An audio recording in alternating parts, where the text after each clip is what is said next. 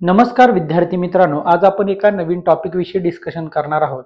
हा जो टॉपिक आहे हा ऑसिलेशन किंवा त्याला आपण सिंपल हार्मोनिक मोशन असं म्हणतो। ऑसिलेशन किंवा त्यालाच आपण सिंपल हार्मोनिक मोशन असं म्हणतो। आता ऑसिलेशन याचा अर्थ काय, तर जी वस्तू अप अँड डाऊन मोशन करत असेल किंवा जो particle to and fro motion करत असेल अशा मोशनला आपण ऑसिलेटरी मोशन म्हणतो किंवा व्हायब्रेटरी मोशन असं त्या ठिकाणी म्हणत असतो। आता याच्यामध्ये आज आपण जे बघणार आहोत ते म्हणजे डिफरन्शियल इक्वेशन बघणार आहोत।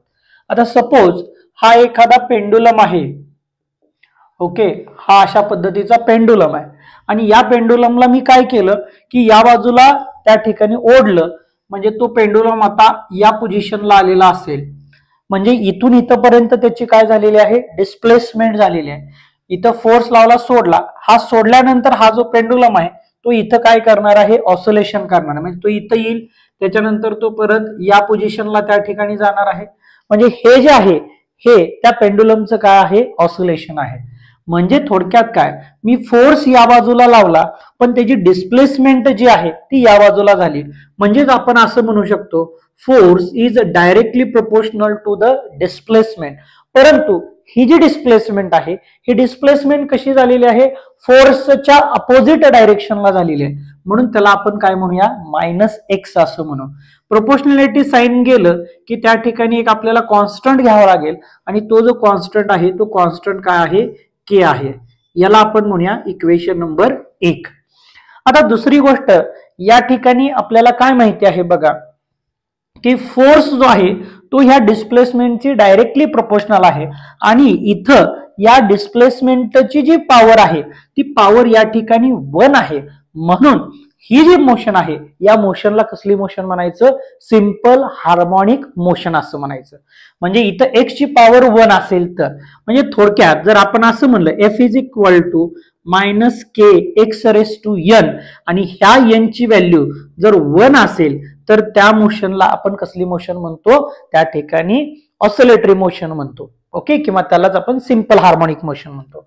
मग या सिंपल हार्मोनिक मोशनचं डिफरन्शियल इक्वेशन काय आहे ते आपण बघूया। Differential equation of simple harmonic motion, अतिशय सोपं हे डिफरन्शियल इक्वेशन आहे की ज्याच्यावरती बरेचसे एमसीक्यू विचारलेले आहेत, त्याच पद्धतीने याच्यावरती न्यूमरिकल सुद्धा बोर्डच्या एक्झाम साठी विचारलेले आहेत। आता काय आहे बघा, आपण असं म्हणूया, therefore as we know that, काय माहिती आहे आपल्याला ते पहिल्यांदा आपण लिहून घेऊया। हे आपल्याला माहिती आहे f is equal to -kx, याला म्हणूया इक्वेशन नंबर 1। अजून एक फोर्सचा फॉर्म्युला आपल्याला माहिती आहे, force is equal to mass into acceleration.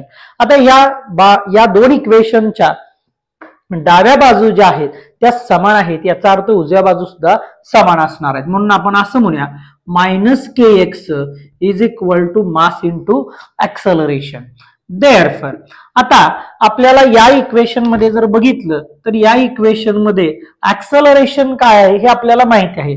म्हणजेच काय बघा, ऍक्सेलरेशन म्हणजे काय, change in velocity with respect to time, but velocity सुद्धा आपल्याला माहिती आहे, व्हेलॉसिटी म्हणजे काय असतं, change in displacement with respect to time.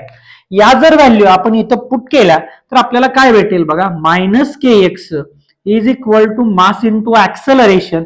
ह्या ऍक्सेलरेशनच्या जागी आपण काय म्हणू शकतो, dv/dt असं म्हणू शकतो, किंवा हेच आपण असं लिहू शकतो, मास d/dt ऑफ वेलॉसिटी जी आहे ती काय आहे या ठिकाणी dx/dt ही आहे, हेच आपण असं लिहिता येईल m d2x/dt² is equal to -kx।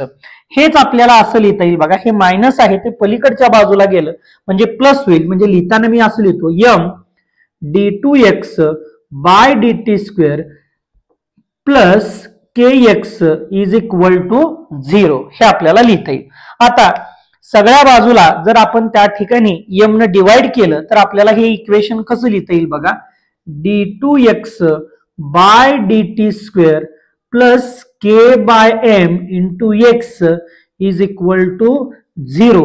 हे जे आहे हे काय आहे या ठिकाणी डिफरन्शियल इक्वेशन आहे. हेच इक्वेशन आपण अशा पद्धतीने लिहिता येईल या ठिकाणी बघा, d2x by dt square plus omega square x is equal to 0. आता हे इक्वेशन मी असं का लिहिलं, कारण ओमेगा म्हणजे काय असतं, रूट के बाय एम. म्हणून या ठिकाणी आपण ओमेगा स्क्वेअर लिहिला कोणाबद्दल, के बाय एम बद्दल. हे जे आहे हे differential equation of simple harmonic motion. याच्यावरती एमसीक्यू या ठिकाणी आपल्याला MHT CET असेल, नीट असेल आणि जीई असेल यासाठी याच्यावरती एमसीक्यू हे विचारले जातात. अशाच नवनवीन व्हिडिओसाठी आमच्या चॅनलला लाईक करा, शेअर करा आणि सबस्क्राईब करायला विसरू नका. धन्यवाद.